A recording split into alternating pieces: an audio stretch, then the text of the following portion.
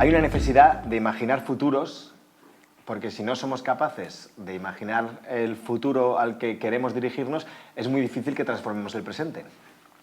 Entonces, desde esa premisa, una de las experiencias que estamos queriendo hacer es invitar, por un lado, a personas que crean presentes, que esos presentes que decimos que son esas gotitas que podrían representar cómo podrían ser esos futuros, pero que muchas veces caemos en, nada, es irrealizable, es anecdótico, eso no puede ser extrapolable a toda la sociedad, ¿no? Pero sin embargo son experiencias tremendamente valiosas, ¿no? Y queremos que dialoguen con personas que lo que se dedican es a ficcionar, a narrar, a contar historias, a imaginar historias, ¿no? Y que no tienen por qué ser futuros ecotópicos, no es simplemente imaginar. Entonces, ¿qué pasa si combinamos, ante la ausencia y la carencia que tenemos de esos futuros ecotópicos y la avalancha que hay de distopías, vamos a ver si combinando a quienes crean presentes y quienes imaginan futuros, nos salen las claves que nos ayuden a todas a pensar en cuáles son nuestros futuros, ¿no? A unas las pueden ayudar a escalar sus presentes con claves de generación de historias, y a otras, a lo mejor, a que sus historias incorporen parte de estas realidades presentes que nos pueden iluminar futuros distintos, ¿no? Entonces, por eso, bueno, antes agradecer a... Cuando lo hablábamos al principio y en el fondo, donde estamos y donde se ubica este primer diálogo del ciclo que vamos a hacer, no deja de ser, o sea, el Teatro del Barrio, agradecer al Teatro del Barrio, no deja de ser unas experiencias que hoy diríamos, pero esto, la cultura de todo el país o de todo el Estado no podría ser como el Teatro del Barrio, ¿no? Bueno, ¿y por qué no? O sea, que esto hace 15 años no hablábamos de tener un teatro en el centro de Madrid que nos permitiera albergar un evento como este, ¿no? Entonces, bueno, pues que como que es muy paradigmático y agradecerlo, ¿no? Desde ahí al teatro que nos acoja. Y en esa línea, pues yo voy a hacer una presentación súper breve y luego ya entramos en un diálogo, ¿no? Voy a hacer una presentación casi de nombre y apellidos para que ellas se presenten por sí mismas, ¿no? Pero en estas creadoras de presentes, pues tenemos a Carla. Tenemos además como una combinación de países, porque tenemos por un lado a una representación argentina, pero argentina y argentina-canadiense, hablábamos justo en el previo, y tenemos también a Carlos, que también está como entre dos lugares, ¿no? Porque viniendo de Barcelona, él está ahora mismo ubicado aquí en Madrid. Entonces, Carla, que viene del movimiento del MOI, que es un movimiento argentino de ocupación de inquilinas. Entonces, todo el diálogo de hoy, esa imaginación de futuros, va a versar, o vamos a transitar en torno a la vivienda y el derecho a la ciudad, ¿no? Y del derecho a la ciudad pasamos de la vivienda del MOI, pasamos al derecho a la ciudad, ¿no? Que Lorena lleva años luchando y trabajando en el ámbito del derecho a la ciudad, ¿no? Y para, desde esas alternativas, ficcionar a Carlos, que es director, guionista, bueno, director de cine, hace sus propias películas, entonces justo está a puntito, le hemos intentado sacar sobre su última película y nos ha dicho muy poquita cosa, pero bueno, que está a punto, este año saca la siguiente. Entonces, pues esto sería, si queréis presentaros un poquito más vosotras, el movimiento, o sea, ¿por qué, Carla, a ti qué te ha hecho? Si pensamos en el pasado, cuando teníamos que pensar en qué futuros imaginábamos, ¿a ti qué te movió? ¿Por qué empezaste a luchar por la vivienda? ¿Por qué el MOI? O sea, ¿qué te llevó? ¿Qué palpitaba ahí? Bueno, cuando yo transitaba la adolescencia y el fin de la adolescencia era en el momento de la recuperación democrática, que fue un momento de recuperación de tradiciones, de gente que volvía a la universidad pública, de mucha organización del movimiento estudiantil, de lucha por los derechos, y entonces ya empapada de ese ambiente hacia fines de los 80, que transitábamos la primer crisis, de que empezábamos a tener como los primeros albores de que en Latinoamérica tanta democracia no venía acompañada de bienestar económico, fue cuando, estando en la universidad, tomé contacto con las realidades de los procesos masivos de toma de tierra y de ocupaciones como estudiante, y eso, interesada por la organización colectiva, de algún modo hizo un clic con la historia de mis ancestras, ¿no? De la penuria de la vivienda que habían atravesado mis abuelas, mis bisabuelas migrantes, las crisis inquilinarias, incluso la crisis habitacional de la dictadura que golpeó a mis padres. Y entonces fue una manera de conjuntar, un modo de, como de honrar esa historia y de buscar al mismo tiempo pelearla en clave de derechos, ¿no? Junto con otros. Yo aprendí ya de joven en el movimiento estudiantil secundario la centralidad de la organización colectiva, ¿no? Y creían que el futuro iba por ahí. De hecho, yo cuando te escucho y en tu pasado hablas de procesos masivos de toma de tierras, para mí ya es un futuro, no sé si utópico. Entonces, el MOI, o sea, hoy el MOI, ¿en qué consiste? Para quien no... Sí, verdad. Y el MOI tuvo una particularidad, que es que no solo hubo tomas de tierra en la periferia, en Buenos Aires, sino que se ocuparon cientos de edificios en la ciudad central, porque la gente necesitaba techo, porque estaban los edificios vacíos, porque estaba la tolerancia democrática. Y el MOI surgió de una trama de encuentros de esa población, de estos profesionales y parte del sector comprometido de la universidad que pensaba, los que estudiaron arquitectura, los que veníamos de sociales, cómo vinculábamos y retomábamos una tradición de lucha, ¿no? La de obreros y estudiantes unidos adelante de la Argentina de décadas precedentes, y al mismo tiempo otros encuentros con los curas del pueblo, como los jesuitas que acompañaban la lucha por la vivienda y que nos presentaron una experiencia que ocurría en la ciudad de enfrente, en la ciudad de Montevideo, que era el movimiento cooperativista uruguayo de la FUGMAM, y varios de nosotros conocimos la materialización de la autogestión, de la propiedad colectiva, de la ayuda mutua, de la vida cotidiana que veíamos con esos compañeros y dijimos, es por acá, Montevideo no es Marte, cuántas cosas en común tenemos, y empezamos a pensar cómo recrear, no copiar mecánicamente, pero cómo recrear en nuestras condiciones de la pelea por el derecho a la ciudad central esa línea de trabajo. Y hoy hay una federación de cooperativas autogestionarias MOI y un impulso sobre todo también, que eso es muy propio de nuestras ciudades, de instrumentos de política, ¿no? De transformar el Estado también para obtener recursos, para desarrollar esos conjuntos, etc.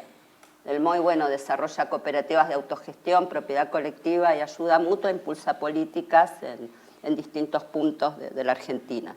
Luego retomaremos desde este presente cómo tiene que ser ese futuro. O sea, intentaremos proyectar, acabaremos el diálogo de hoy intentando proyectar a 2065, ¿no? O sea, digo, iros preparando porque os vamos a preguntar también a alguna de vosotras cómo proyectáis el futuro de la vivienda en el 2065.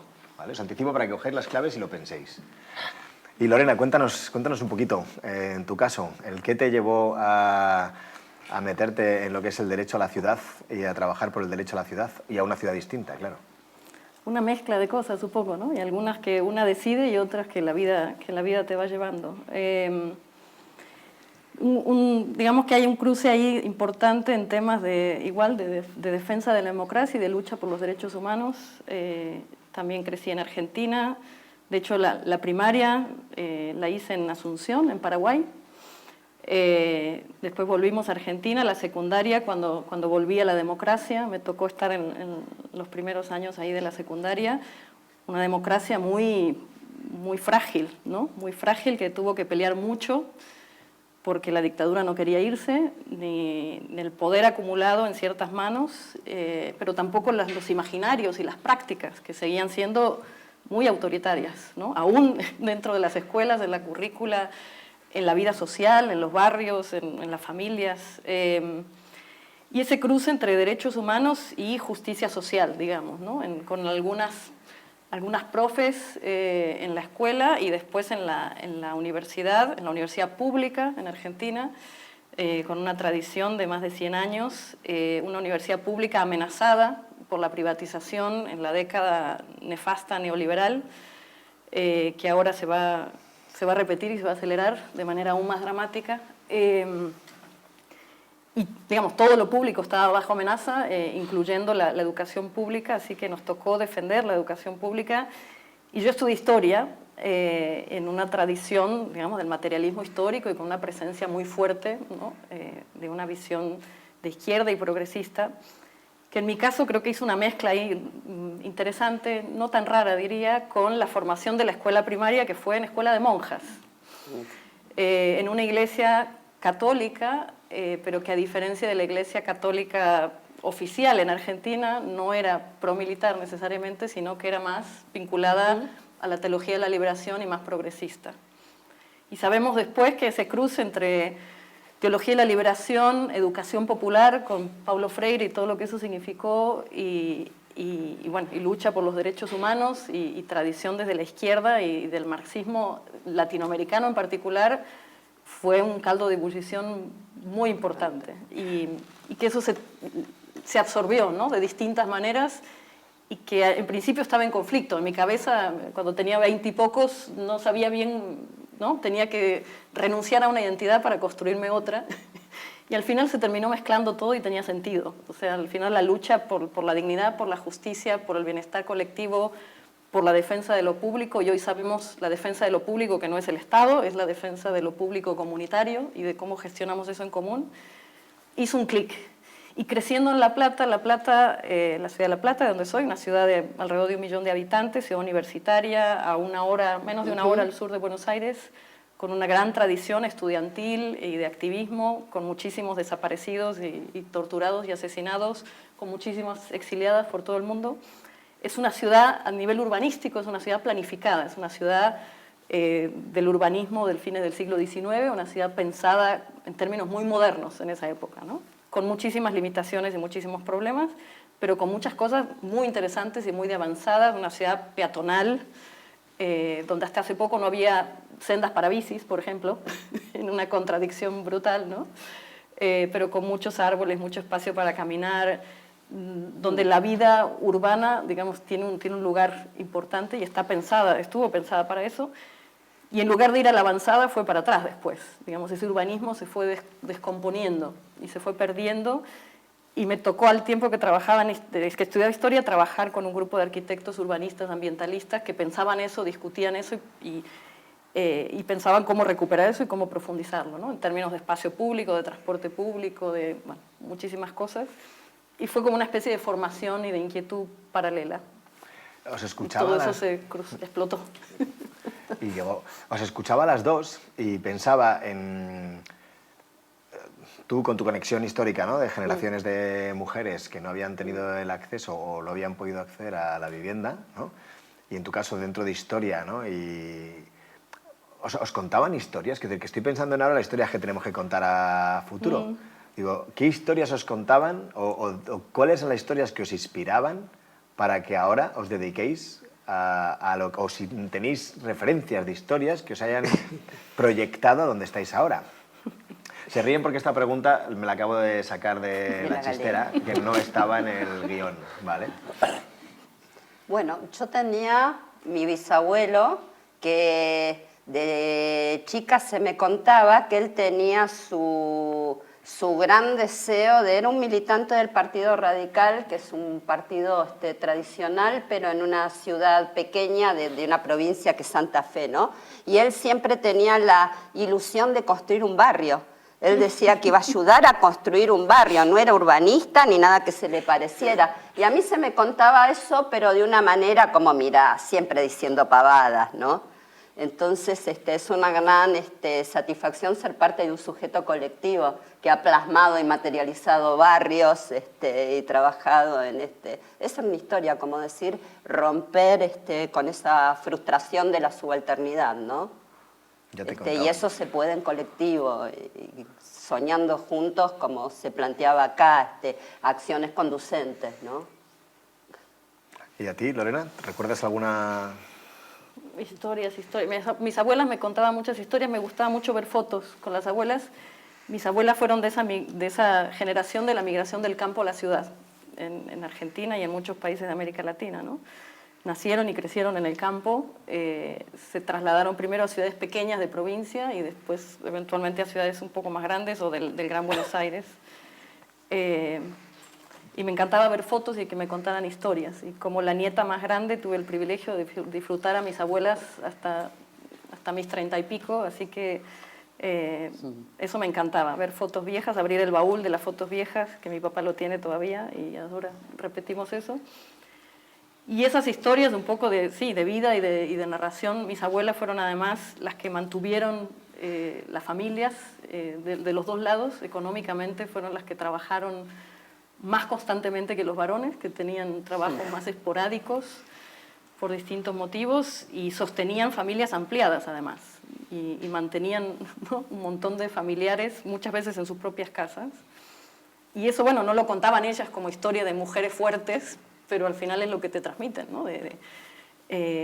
Mujeres impresionantes, con una visión de construir una vida, ¿no?, digna para sus familias y de un esfuerzo tremendo, por supuesto, con frustraciones también, si hubieran crecido en otro momento. Una quería ser filósofa, ¿no?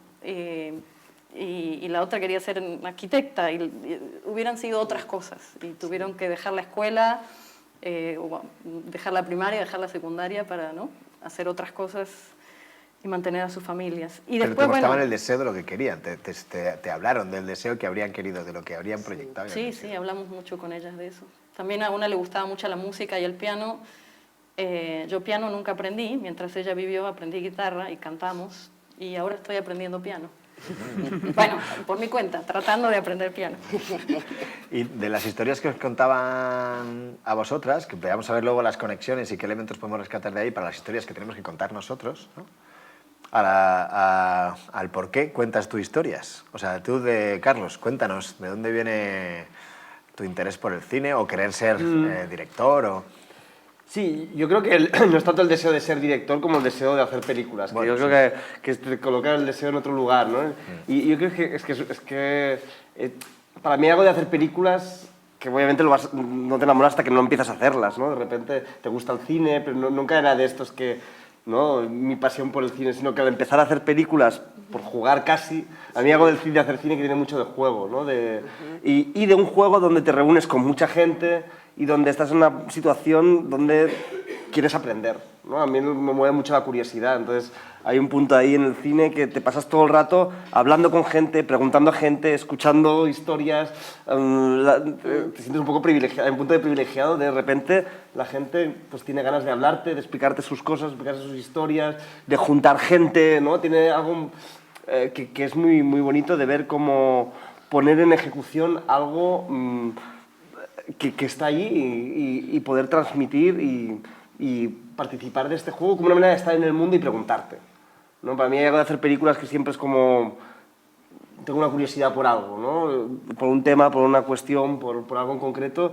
Entonces, pues juntarte un grupo de gente y entre todos preguntarnos. Es una manera de pensar, para mí, el cine y de estar y de vivir, que desde la comunidad puedes acabar construyendo cosas muy, muy bonitas. Entonces, hay algo que no es solo explicar historias, porque si solo fuese explicar historias, yo creo que el cine es mucho más. O sea, obviamente acabas explicando historias, ¿no? Pero el cine tiene algo de mirar al mundo, ¿no? Al final el cine, porque al final pones la cámara en un sitio, ¿no?, con una gente delante o con unos paisajes, a lo mejor no tienes gente, pero un espacio, un lugar, ¿no? Y eso te hace estar en el mundo de una manera, preguntándote todo el rato por qué esto y no aquello, ¿no? Y de qué manera esto, ¿no?, se puede hacer de otra manera, se puede inventar. Entonces hay una manera que te obliga a estar en el mundo, preguntándote todo el rato. Sí. Y cuando, o sea, ahora cuando nos encontramos en esta manera de estar en el mundo y en esta manera de intentar crear cosas, ¿cuáles son las principales dificultades a la hora de tener que crear una alternativa? O sea, ¿cuáles son los principales obstáculos que os encontráis? Y luego a ti, ¿cuáles son los límites de la creación, ¿no? Vamos a empezar a ver qué obstáculos tenemos para crear estas alternativas, a ver cómo los podemos superar en esa imaginación de futuros, ¿no? En el MOI, ¿cuáles son los principales obstáculos que os encontráis? Bueno, una parte, hay obstáculos que son muy evidentes, que están fuera y que tienen que ver, bueno, con la organización, con cómo funciona el Estado, bla, bla. Yo creo que esos no son los primeros que me parecen más importantes, sino lo que es las propias creencias y autolimitaciones incorporadas en las personas y en una misma, ¿no?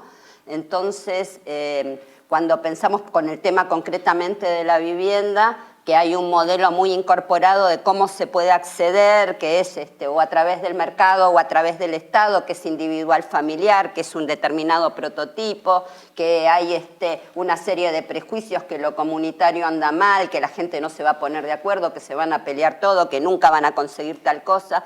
Entonces, o la idea de que máximo a nivel individual de las familias que ahorramos y resolvemos, porque esto es la selva, ¿no? Entonces el poder poner en común y construir un espacio donde un conjunto de personas y después de familias empezamos a conectarnos y comunicarnos de otra manera, y no con pantallita y no apurado, y empezamos a escucharnos y a mirarnos a los ojos y a traer historias que son permanentemente obturadas de otros lugares donde las cosas se pudieron hacer de otra manera. Ese trabajo contracultural es el más complejo y sin embargo es fundamental, porque no podés caminar un paso con confianza en otra dirección si no rompes como esas certezas y esos prejuicios, ¿no? Entonces un límite es esa cultura impuesta. Pero al mismo tiempo, trabajarlo tiene algo que es un poco que no es racional, ¿no? Que es lograr generar esos espacios de conexión para poder estar plenamente juntos, para abrir un poco esta posibilidad de confiar en cómo vamos a hacer juntos algo distinto. Entonces no es una receta, tiene una parte racional, pero tiene una parte muy de abrir conexiones materiales, ¿no? Para hacer fluir esa recuperación de las historias, porque son las historias también que las familias traen cuando empiezan a recuperar sus memorias, más las historias que a veces los militantes o de las historias políticas se traen y se ponen en conjunto. Entonces, una limitación grande es acertar en abrir esas fisuras de espacio para una contracultura, ¿no? Nosotros la llamamos así, podría tener otros nombres. ¿Y en tu caso, Lorena?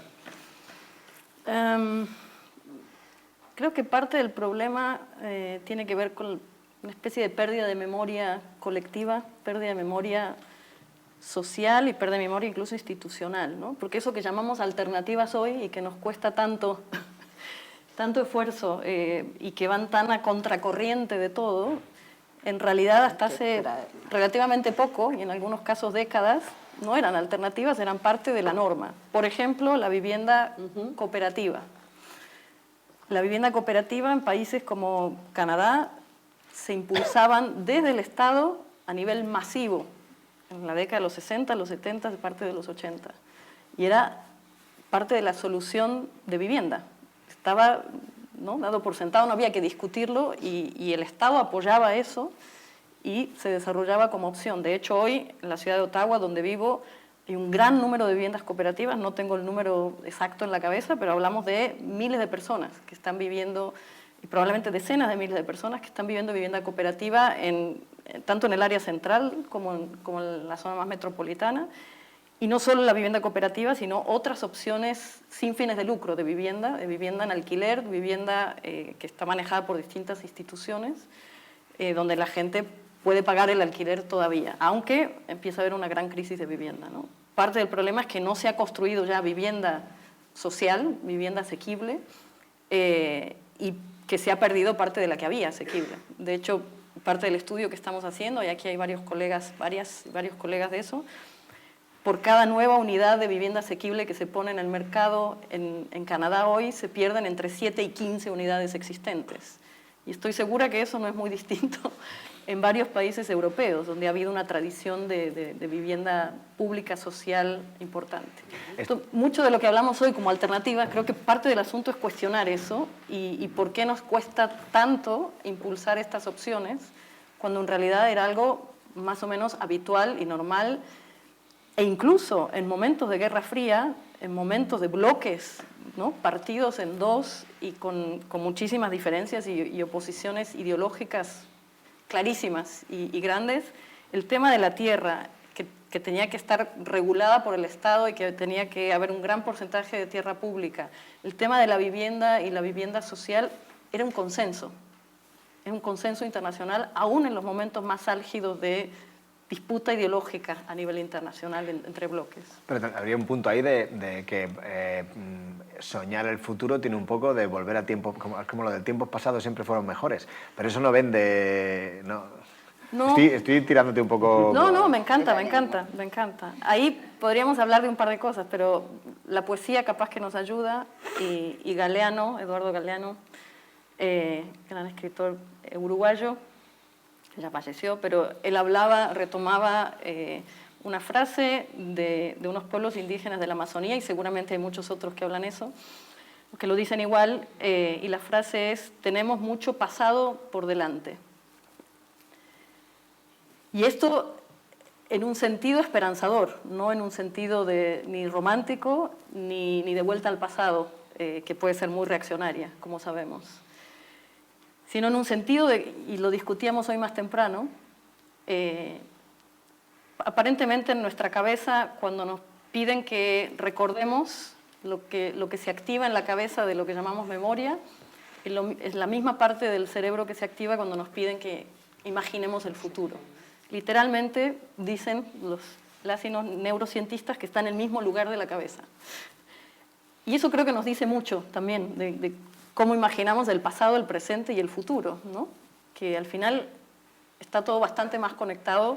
Muchas tradiciones de pueblos indígenas en el mundo hablan de tiempos circulares, ¿no? No de tiempos lineales. Y entonces, ¿qué es una vuelta al pasado? En realidad, si el tiempo no es lineal, no hay vuelta al pasado, ¿no? Es que es más fluido y está más conectado. Y creo que eso nos libera de cosas, nos da más posibilidades también, y nos da más posibilidades de imaginación, porque me parece que parte del problema, justamente por la pérdida de memoria, tenemos un gran problema de falta de imaginación. En las organizaciones, en las instituciones, ni hablar en el poder público, que además, ¿no?, innovar cero. Y la innovación parece que es algo que le toca al sector privado solamente, y que eso está vinculado a la tecnología siempre, ¿no? Y una tecnología cada vez más artificial. Y muchos historiadores hablan de esto ya desde la década del 90, aún antes de toda la revolución digital, de cómo la idea de futuro asociada a tecnología nos desconecta de la memoria y el pasado. Tú planteabas, o sea, en la conversación previa, sí que planteabas también un poco esta idea de revisar mucho historias pasadas para poder construir historias presentes y futuras, ¿no? O sea, ¿cuál es la manera que tienes de construir historias? Claro, muchas veces parte de una pregunta, ¿no? Como decía, entonces siempre es un proceso básico de investigación, que puede haber muchas... Investigación no quiere decir que te vas a la biblioteca a leer necesariamente, ¿no? Pero puede ser desde juntarte con unos actores y plantear, oye, vamos a hablar de esto, empiezas a investigar, también es, ¿no?, empezar a sacar fotos de sitios, de cosas, a leer historias, ¿no? Empiezas a coger mucho sobre una pregunta que tienes, ¿no? Empiezas como a coger retazos, a veces ensayos, a veces, ¿no?, literatura, cosas muy dispares, ¿no? Y que vas como creando ahí un pequeño universo. Y me gusta mucho el trabajo con los actores, así que muchas veces partimos de juntarnos, de sentarnos, de empezar a hablar, y sobre todo una cosa que es bonita, que en el trabajo de la interpretación con los actores, que mucho construimos así, a la que te pones a improvisar, pero no improvisar para hacer la escena, sino improvisar como método de investigación. Es una manera como de poner en vivo, en carne, ¿no?, esas preguntas, y ahí empiezan a materializarse cosas, ¿no?, que se van haciendo pues a partir de probar. En el fondo tiene algo de la investigación científica, que a mí me apasiona. Me parece que los investigadores científicos, cuando ves y entras en su mundo, es un trabajo súper creativo. Nos pensamos que es como algo muy mecánico, pero en el fondo alguien que tiene una idea científica parte de una idea. Y luego lo comprueba, ¿no?, te da toda la parte de esto, pero ¿no?, insiste inventando esa relatividad, ostras, es darle una vuelta de tuerca, y no de la nada, sino a base de ver todo esto, coger y cambiar el punto de vista. Para mí hay algo importante que siempre tiene que ver con el mirar, con la manera de mirar, desde dónde miramos, ¿no? Entonces, yo creo que si a la hora de construir historias tiene que ver dónde pones tú el ojo, ¿no? Y en ese sentido, cuando hablábamos un poco de si la realidad te limita, o sea, sí y no, y a la vez te multiplica las cosas.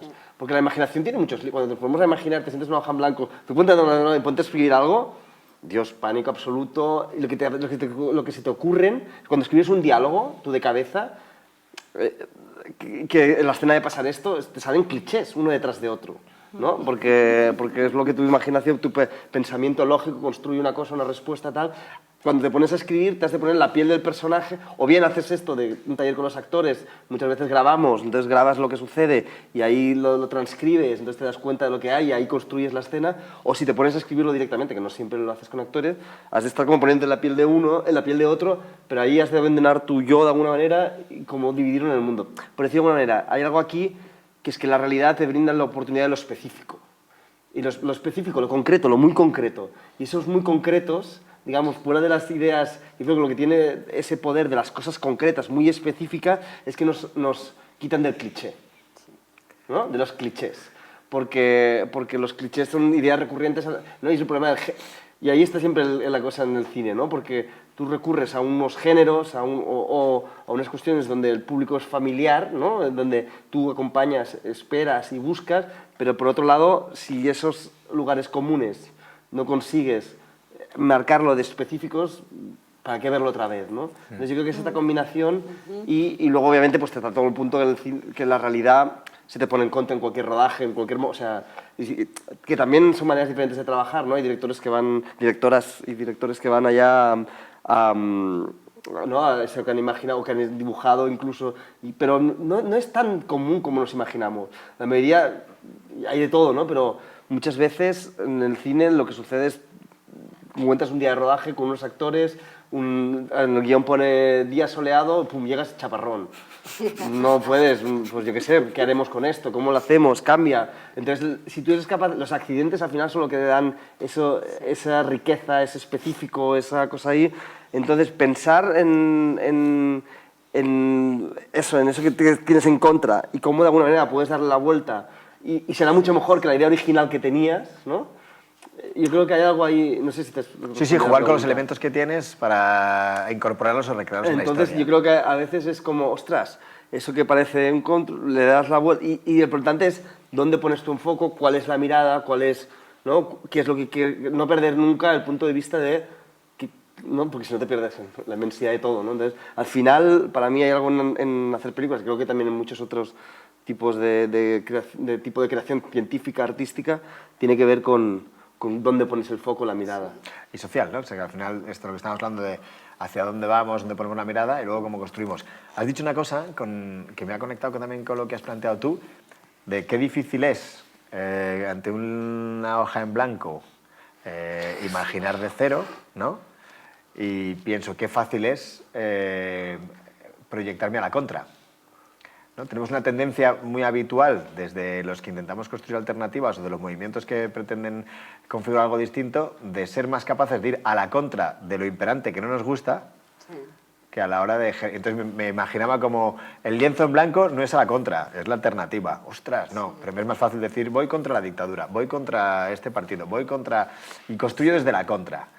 Pero hay una vía, que no hace falta que sea ni la página en blanco ni la ir en contra. Venga. ¿No? Yo creo que en medio precisamente parte del reciclaje, ¿no? Sí, del reciclaje, de estar centrados en la vida misma, ¿no? En la lógica de la reproducción de la vida y en la puesta en común de esos aspectos de la cotidianeidad que se pueden ir desplegando juntos, ¿no? Y cómo trabajamos, no sé... Un ejemplo, cuando trabajábamos en casas ocupadas y entonces nos desalojaban rápidamente y había que empezar de cero.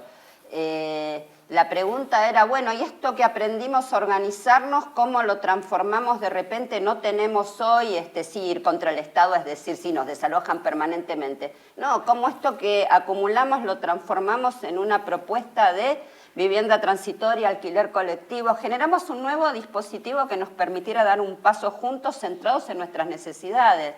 Y entonces para reunirnos necesitábamos cuidar a los pibes, pero para que las mamás estuvieran atentas y pudiéramos escucharnos y tal, necesitábamos que esos pibes y pibas estuvieran cuidados.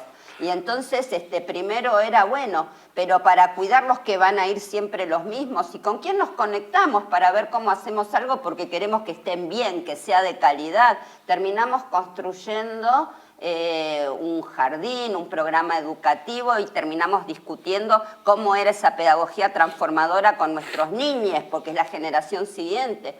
Y qué sé yo, y eso nació de la situación de, bueno, cómo seguimos caminando para que el desalojo no nos disperse y haber perdido esto al divino botón, ¿no? Entonces, centrado en la vida quiere decir cómo abrís ese curso, ¿no? Y es verdad que ese curso es más propositivo, más proactivo y no tanto contra de... Si bien con eso no niego que no hay un contra de una lógica estructural que te tracciona, pero el eje puesto en la vida pone el acento en otro lugar, ¿no? En primer lugar. Y yo creo que aquí, en el contra, yo creo que lo interesante es no perder de vista que a veces en ese contra puedes vampirizar a tu enemigo, por decirlo de alguna manera, ¿no? O sea, es como, bueno, ¿qué estrategia se utiliza el capitalismo? Pues porque no puedo copiar esto que, igual que lo hace siempre, el capitalismo constantemente, ¿no? Está vampirizando todo lo que toca, ¿no? Pues, ¿por qué no lo piensas al revés, ¿no? Y en ese sentido, pues, coger, ¿no? Y chuparlo para tu lado, para tu cosa. Por ¿no? ejemplo, que montabas antes algún ejemplo, a la hora de contar historias, vampirizar la forma que tiene el capitalismo de contar historias. Sí, no lo sé, pero tendría que ser muy así, ¿no? Pero es que te das cuenta que a la que empiezas a pensar, no sé cómo lo hace o cómo tiene, por ejemplo, o sea, con todos mis respetos, porque además, o sea, hablamos del cine de Hollywood, por ejemplo, ¿no? Que tiene todo lo malo y a la vez todo lo fascinante, crear un imaginario muy potente y muy increíble, pero es que ellos lo están haciendo, el cine de Hollywood lo ha hecho también, ¿no? Y además, si piensas, porque sé, pues pensamos en imaginación, Star Wars, ¿no? Por pensarlo, ¿no?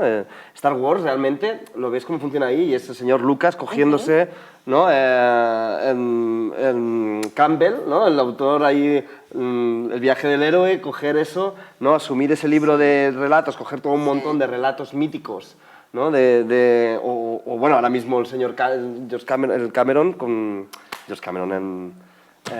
Cameron haciendo estas películas que hace ahora de Avatar, se me salía. Sí, básicamente, y lo sé porque tengo una amiga actriz que estaba rodando con él, que ha rodado algunos de estos, básicamente es una vampirización total de lo que es todas las culturas indígenas, pero a un nivel salvaje. O sea, es decir, literalmente tenían un chamán allá haciendo rituales en el rodaje, en el esto. O sea, quiero decirte que a la vez, ¿por qué no podemos, ¿no? Sin miedo, a veces da el miedo de decir, ostras, ¿por qué no podemos coger entonces nosotros ciertos imaginarios, ¿no? de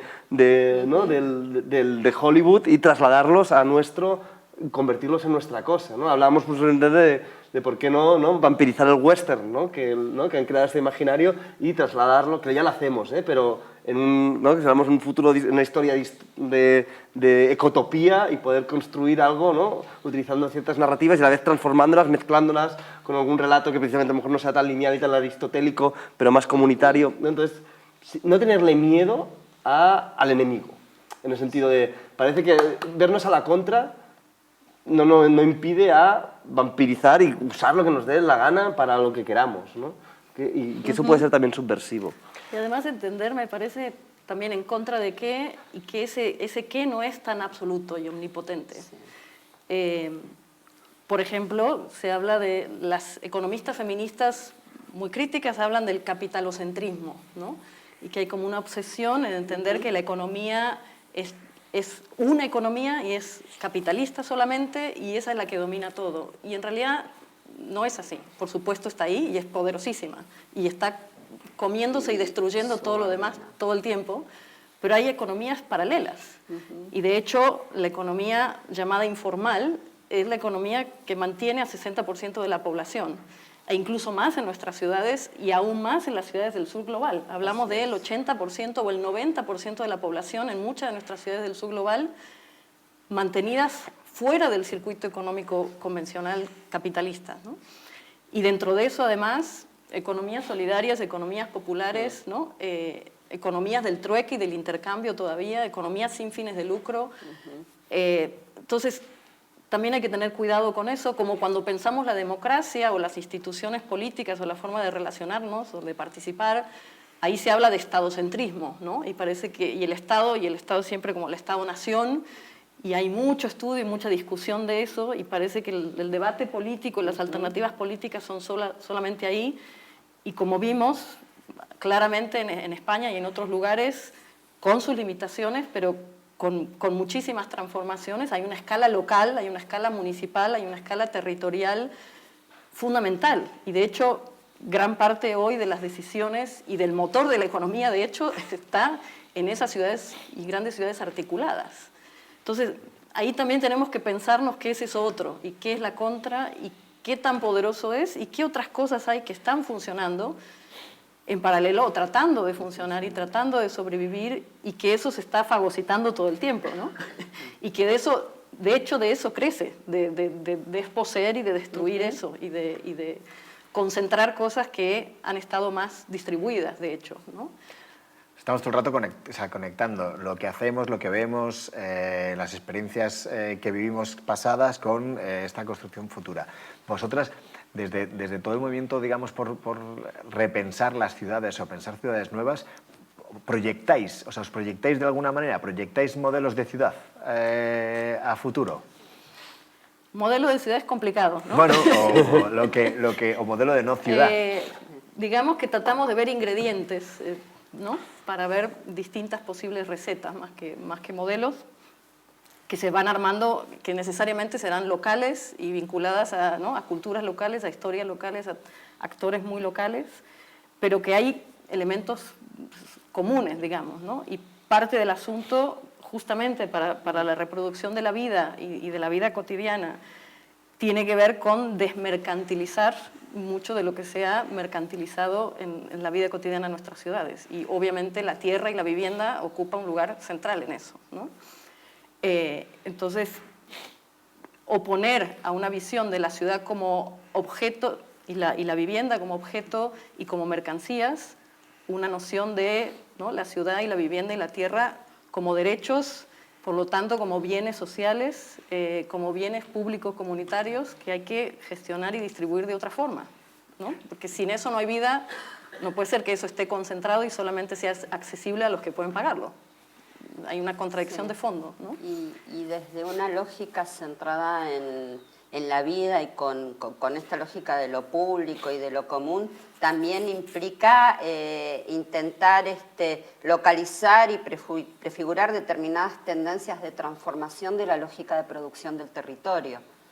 Con eso quiero decir, no es solo la anécdota de que haya algún huerto urbano, pero también implica pensar cómo se van difuminando y recreando, mixturando de otra manera esos bordes entre lo rural y lo urbano, ¿no? Porque hay determinadas ciudades que si se prolonga la tendencia de hoy se van a volver invivibles.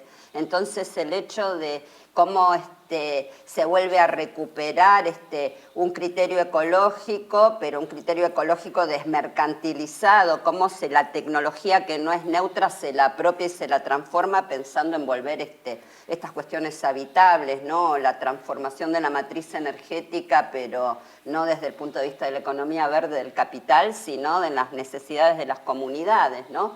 Y al mismo tiempo cómo otro tipo de recuperación de las pequeñas localidades no significa volver a la edad de piedra ni que en el campo trabajemos 18 horas y dejemos la vida, porque también hay cosas que se han aprendido, entonces que esas transformaciones territoriales también son parte del desafío, ¿no? Junto con la lógica de lo común y de economías más autónomas, más autogestivas, más comunales, tal cual, centrada en la vida y los cuidados. Para nosotras que peleamos por el derecho a la vivienda, no queremos decir construir necesariamente más viviendas, ni expandir las ciudades, ni tener más cemento, ¿no? Ni que cada uno tenga el título de propiedad de su vivienda y si no, no es persona y no es ciudadano y no puede tener acceso a un montón de cosas. Quiere decir remirar y repensar el territorio, ¿no? La mirada es fundamental desde otro lugar. Por ejemplo, ¿cuántas viviendas abandonadas tenemos en nuestras ciudades? ¿Cuántos espacios subutilizados, infraestructuras incluso? ¿Y cuántas, y de hecho eso es el movimiento del decrecimiento en general, que en Europa se discute bastante, y en España, si no me equivoco, había algunos grupos que hablaban a nivel urbano, no solamente de lo que no hay que construir más, sino incluso de lo que hay que deconstruir de lo que ya tenemos y reciclar y ¿no? Refuncionalizar en función de la reproducción de la vida y no de la reproducción del dinero y del capital y de la acumulación, ¿no? Entonces ahí hay que pensarlo realmente desde otro lugar. Y el derecho a la vivienda, el derecho a la ciudad no es más de eso necesariamente, sino que es de otra forma, ¿no? Os escucho y lo que me llevo son como muchas pautas para caminar, ¿no? Como muchas pautas para seguir, o guías o elementos con los cuales yo debería ir avanzando, ¿no? O en la centralidad de la vida, toda la parte del apoyo mutuo, la ciudad con esa sin fronteras o con las fronteras mucho más diluidas. Pero antes cuando hablábamos, yo no tengo pautas para caminar, pero antes hablábamos, o tú decías, en congresos en los cuales se plantean modelos de ciudad futura, no desde nuestras miradas, sino de otras miradas, tienen imágenes muy nítidas de las ciudades del futuro, ¿no? Sí. No te dan elementos para caminar, te están dando una ciudad muy nítida. O sea, ¿cómo son esas ciudades tan nítidas? ¿Qué límites o por qué son imposibles y por qué las nuestras, que deberían ser las posibles, son impensables? Sí, no, es muy... asusta realmente, asusta la limitación de esos imaginarios, todos se parecen, no importa de dónde vengan, o sea, hablábamos de reuniones donde hay representantes de ciudades, ¿no? Esta imagen de edificio alto lleno de plantas colgando, O ¿no? sea, les preguntan cómo se imaginan su ciudad a estas personas, igual de ciudades del norte, del sur, del este, del oeste. Todos presentan más o menos lo mismo, y que es una imagen hecha por computadora, y son torres, son ciudades de edificios tipo Manhattan, porque al final ese es el imaginario de ciudad que tenemos todavía hoy. Pero nada más que ahora tienen muchas plantas colgando, ¿no? Como el edificio de Milán y varios otros famosos, que también eso nos lleva a qué se enseña en arquitectura, sí, y qué quieren ser los y las arquitectas. Sigue habiendo una idea, ¿no?, de la arquitectura de autor, además de sí, autor varón, cuando hoy en día gran parte de las estudiantes de arquitectura son mujeres, de hecho, la mayoría, y empieza a haber otras discusiones también, ¿no? Hay algunas que quieren ser arquitectas de autor también, de autorías, de edificios, pero hay otras que están pensando en la vivienda como parte de la infraestructura de los cuidados y de la reproducción de la vida, por ejemplo, ¿no? O están pensando en el urbanismo feminista, y qué significa eso en términos de replantear nuestras ciudades, ¿no? Y los espacios y el uso del espacio y del tiempo en nuestras ciudades, y cómo nos desplazamos y qué prioridades tienen los espacios que utilizamos, ¿no? Para qué funciones. Entonces, es muy preocupante, uno, que esa imagen sea toda la misma, ¿no? Que no hay diversidad. Dos, que sea eso, lo mismo que tenemos pero verde, porque tiene que ser verde. No queda claro si son plantas de verdad o son de plástico. Eso, como es una imagen de computadora, no podemos saber. Sí vemos que no hay personas, en casi ninguna. La escala es tan alta de esos edificios que no hay personas, o están abajo de los árboles de plástico, no sé. No se ven. Y después, que la tercera cuestión es que nosotras no tenemos muchas de nuestras imágenes de otras cosas, de que sí querríamos, ¿no? O son más o menos siempre las mismas imágenes, o parecen un poco bucólicas, ¿no? No queda del todo claro qué queremos hacer. Pero... ¿Cómo sería esa ciudad del 2065? O sea, pensando en que no sea visualmente, o que no sea bucólica, quiero decir que, o bucólica, pero ¿qué tiene que tener? ¿Cómo serían los edificios? ¿Cómo sería? Por eso yo pregunto, porque ¿Cuál es el imaginario que contraponemos? A ver, hay una parte de la materialidad, el 2065 no está tan lejos. No, por eso, hay una parte de la materialidad que ya está construida. Ya. Entonces, si yo pienso en Buenos Aires, pienso en un distrito, Puerto Madero, que de algún modo esté reapropiado democráticamente, que de algún modo esos edificios que lamentablemente ya existen y están vacíos porque son no sé qué, son refuncionalizados desde el punto de vista del mantenimiento, de la energía, etcétera, para que haya familias comunes que puedan, por el momento, mientras vamos transformando todo, también habitarlo. Me imagino el 60% de las segundas y terceras viviendas que están vacías en el segundo y tercer cordón en los barrios cerrados, en función de refuncionalizarlos, crear más espacios comunitarios, más espacios de cuidados, que haya gente viviendo, gente mejor distribuida. Me imagino que en nuestros barrios populares, que están reconcentrados, que la gente vive hacinada, pues se desconcentraron, entonces fueron reurbanizados, porque una parte importante de esa gente está viviendo en esos barrios cerrados o en Puerto Madero. Yo me imagino la visión siglo XXI de cuando en mi país se decía que el Sheraton Hotel debía ser un lugar de acceso público para la salud de los niños. Bueno, realmente hay que democratizar lo que está sobreproducido, y después sí, no hay que producir más nuevo de lo mismo, ¿no? Hay que realmente generar condiciones para... Basta de esas torres infernales. Ahora, todo lo que está construido socialmente y que está vacío y sin uso, hay que refuncionalizarlo, no lo vamos a bombardear. Entonces, parte de las próximas décadas yo creo que esa es la discusión. ¿Qué vamos a hacer con todo ese parque automotor? Crear transporte público de calidad. Desde ya yo me imagino algún tipo de, sobre todo, transporte público, priorizar y después más peatonalización. Ahora ciudad de los 15 minutos para todos, no solamente para una élite que puede vivir en el centro de París o de mi ciudad. Esas son las discusiones. Ahora también son discusiones de poder. ¿Qué tendría que tener, o sea, esta historia, el 2065? Ya está hablado, o sea, ahí hay chicha, ahí hay tema.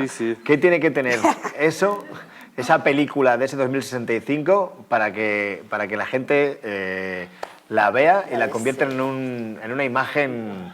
Claro, yo creo que es importante aquí cosas que nos hagan preguntar, también cosas que veamos como, ¿no? Que podamos, que nos hagan reflexionar sobre cómo vivimos, por qué vivimos, ¿no? O que nos hagan plantearnos una relación con eso que estamos viendo desde muchos lugares muy distintos, ¿no? Puede ser, no sé, ahora estaba explicando esto, de repente pensabas, te imaginas un barrio ocupado, ¿no? Como 3 casas y de repente una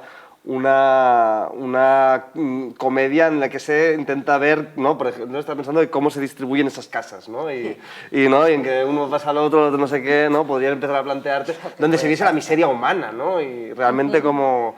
Y que a lo mejor incluso no acaba bien, pero ves que en ese ejercicio hay algo interesante, ¿no? Yo creo que es importante también cuando planteas ecotopías, plantear, no leccionar a la gente. ¿No? Creo que es un problema, que totalmente. Es como, a veces tendemos del activismo a dar, esto va a ser así, esto va a ir bien, esto tiene que ser así, y ese es un problema porque siempre cae en, yo creo que cierta idea de cine activista, siempre cae en, lo hablamos antes, en la idea de, hace digamos, gala de la revolución, ¿no?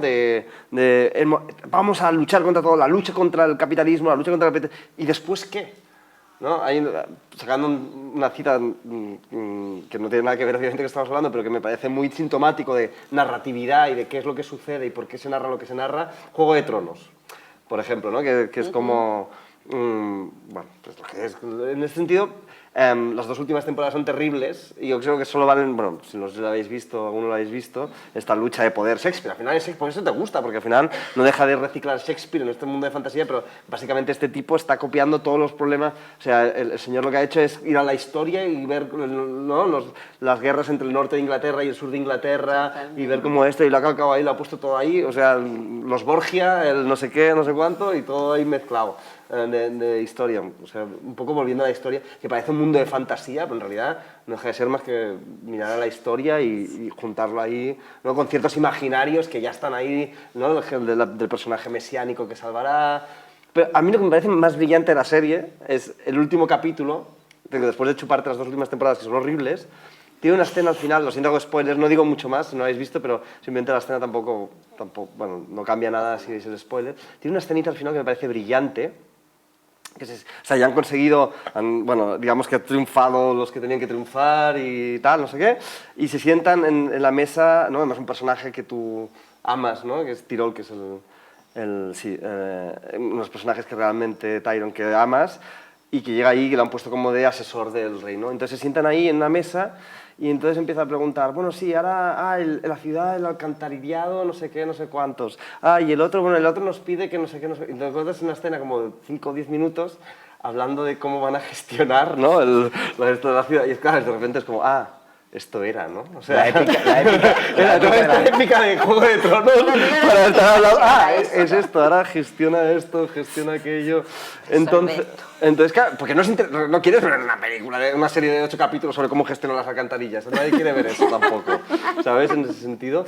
Pero yo creo que sí que es interesante que no, o sea, que obviamente tendrán que haber relatos, no digo que no, pero ¿qué pasa si ponemos el foco en otro lado, ¿no? Si se puede imaginar otras cosas, en lo que os hablábamos de las utopías o otros futuros posibles, que a veces no hace falta explicar cómo se llega ahí o cómo, ¿no? A veces lo interesante es ponerte ahí y ver qué cosas suceden, ¿no? Y no para idealizarlo, ni yo creo un poco desmontar esta idea de que ya basta, ¿no? De que un día llegará la revolución y seremos todos felices, porque eso no va a pasar nunca, ¿no? Porque, en el sentido de que nunca vamos a ser todos felices, ¿no? Eso no va a pasar nunca, porque la felicidad primero no tiene nada que ver, ¿no? Con construir una sociedad justa, son cosas distintas, yo creo, en este sentido.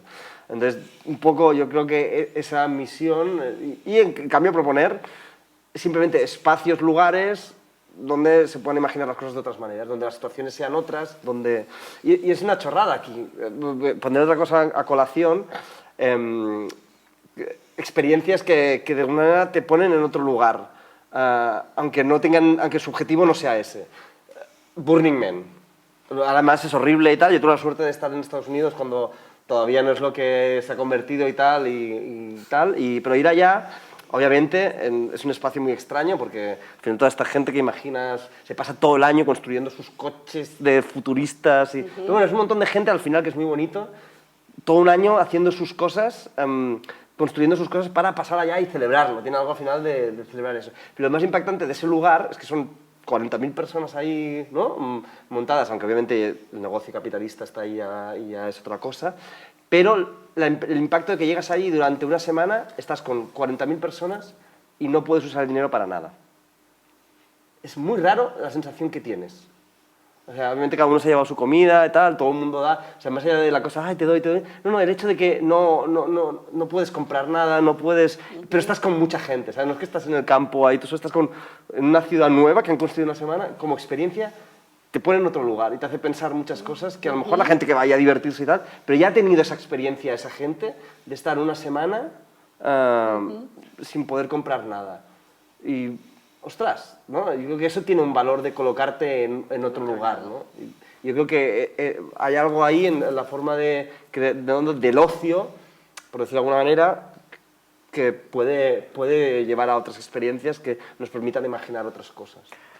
No solo comprender los futuros a los que vamos, sino de alguna manera experimentar en nuestras carnes algunos de los cambios que deseamos que sucedan en el futuro, ¿no? O sea, que tenemos mucha tendencia a querer entrarle a la gente a partir de la razón, y a veces hay que entrar más a partir de la piel, ¿no? De que experimentes y a partir de ahí te transformes y cambies, ¿no?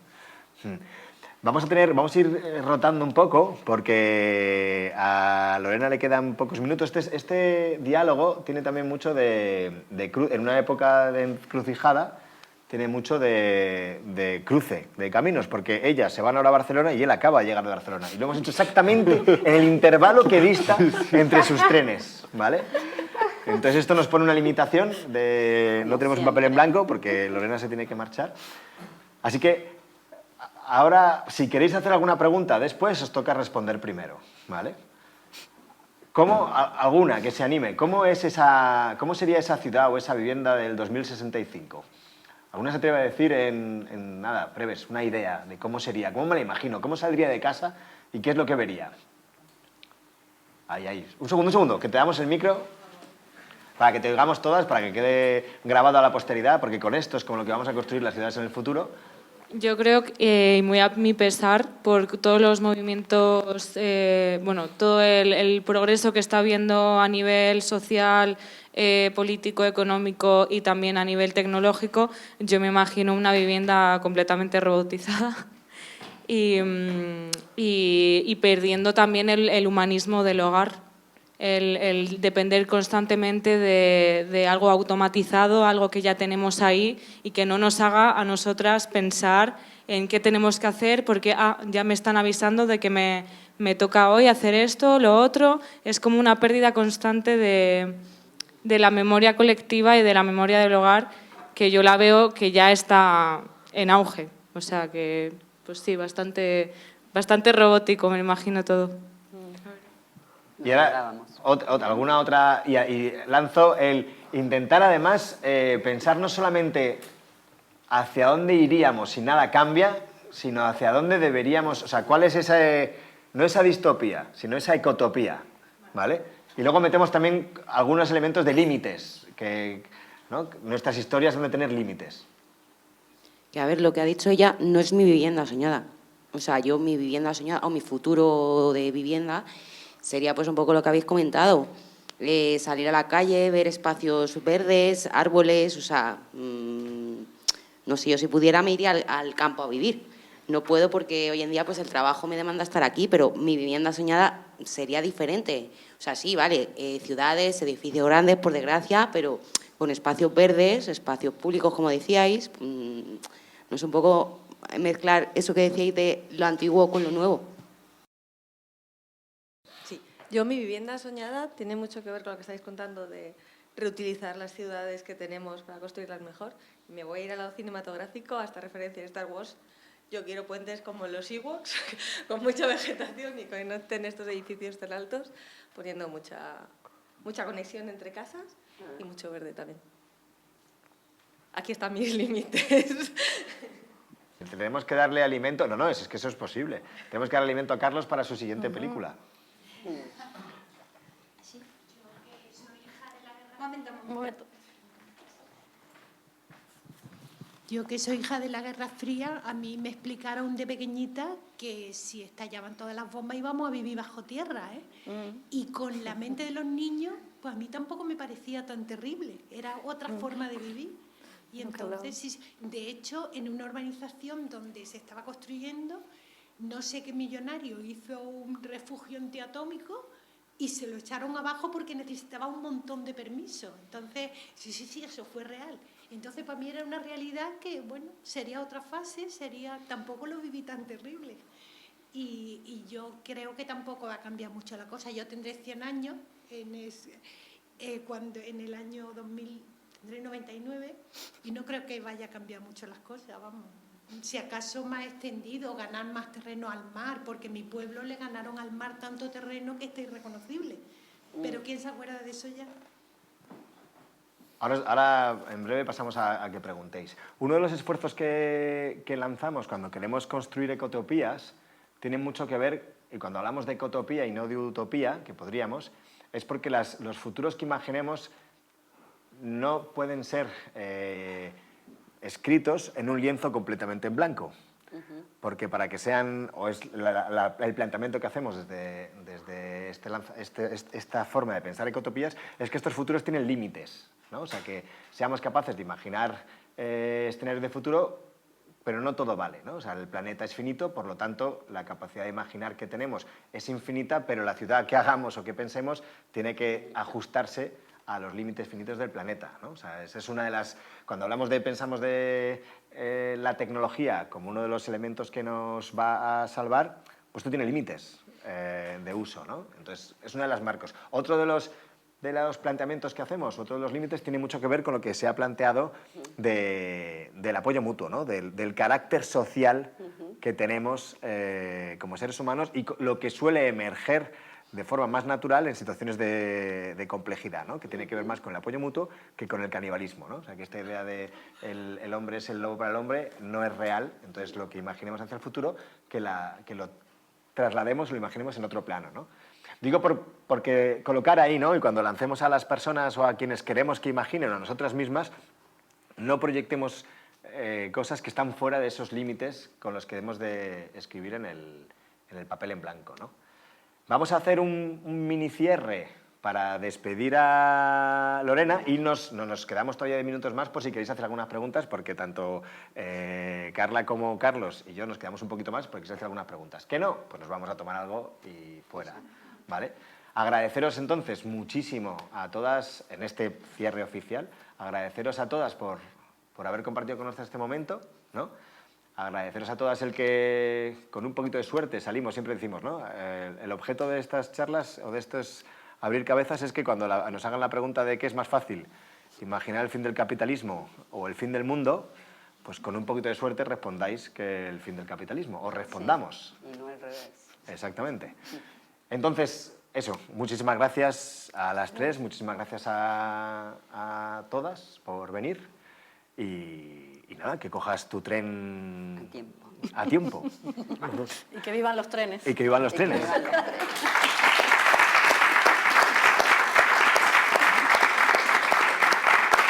gracias. A ti. Saludamos. Un gusto. Un placer. Estaremos viendo la película. Sí. Nos vemos. Y ahora, mientras ella se retira, y tenemos aquí en la realidad del directo, Gusto, gracias por todo. pues es el momento que si queréis lanzar alguna pregunta, aprovechando que están Carlos, Carla... Ah, mira, ese era uno de los elementos, tenía que ser Carlos, Carla. O sea, Sí. Nada, es casual. Y ahora pensaba que decías de las cavernas, volviendo un poco a reciclar, ¿no? De repente este imaginario de gente viviendo, porque justo lo hemos hablado, ¿no? Que era volver a la cueva, ¿no? Porque en el fondo lo que hace es reciclar, ¿no? Pero es curioso que no se haya pensado en una ciencia ficción donde, ¿no?, la gente esté viviendo para abajo, y la parte de arriba está hecha pues para, ¿no? Lo común, ¿no? Lo puede ser un mundo, ¿no? Un mundo ecotópico donde lo privado esté para abajo, si quieres privado, ¿no? Y lo de arriba sea todo comunal, ¿no? Eso podría ser ¿no? La tierra, tal, y tu espacio privado, que también lo necesitas, obviamente, para abajo. O la cueva. Este es el post charla ya, esto ya es... No, yo creo que esto de cómo imaginas la ciudad en 2065, coincido con Carla en que 2065 está a la vuelta de la esquina. Entonces, 2065 o 2100, pongámosle. Yo creo que según donde miremos, es decir, según la escala espacio-temporal que utilicemos. Es decir, si miramos al contexto estructural, la ciudad que me imagino es Blade Runner. O sea, es la corporación Tyrell dominando el mundo. Pero si abro los ojos y miro a escala global la cantidad de movimientos que se están produciendo, la cantidad de movimientos sociales que están produciendo cosas muy positivas, desde huertos urbanos, fábricas recuperadas, el hábitat popular, por ejemplo, lo hablaba con dos integrantes del proyecto de Rivas, de cohousing, de covivienda, como se le quiera llamar. Es un movimiento que si uno lo mira a escala de barrio o a escala de ciudad, es pequeño. Pero si uno lo mira a escala global, son miles de ejemplos y miles de personas y miles de viviendas que se están construyendo y experiencias muy valiosas. La FUCBAM no es una cosa menor, es una cosa muy, muy, muy potente. Entonces, creo que y lo mismo pasa con la cuestión temporal, o sea, todo tiene que ver con la escala donde miremos. Es decir, hay un equilibrio y creo que en lo que se refleja es en que hay una lucha por dar y hay unos movimientos sociales que de alguna manera nos están indicando el camino. E incluso yo vengo del mundo de la academia, por suerte estoy rodeado de gente que viene del mundo del activismo también, además de la academia del activismo. Pero yo creo que en el mundo de la academia tenemos que contribuir a eso, ¿no es cierto? Pensar en mirar las escalas adecuadas, en mirar en contribuir a generar un equilibrio, un equilibrio en esa mirada, porque yo creo que no está todo perdido ni todo ganado, está por ganar o por perder. Y respecto de las ciudades, también de la ciudad, ya yendo a la otra cuestión que se mencionó aquí, la ciudad el capitalismo plantea una ciudad, que tiene un nombre, que se llama ciudad inteligente. Es decir, han tenido la capacidad de utilizar un concepto tan fuerte como inteligencia para nombrar a un tipo de ciudad que está dotada tecnológicamente y que soluciona todo a través de la tecnología, en la que por eso los humanos desaparecen, ¿no es cierto? Porque está todo vinculado a la tecnología. Y yo creo que la palabra que han usado es muy fuerte y nadie se plantea que además de las ciudades inteligentes haya ciudades tontas, ¿no? Que conectaría mucho con lo que planteabas tú, ¿no? Exactamente. Eso era lo que quería. Sí. ¿Alguien quiere preguntar, decir, comentar?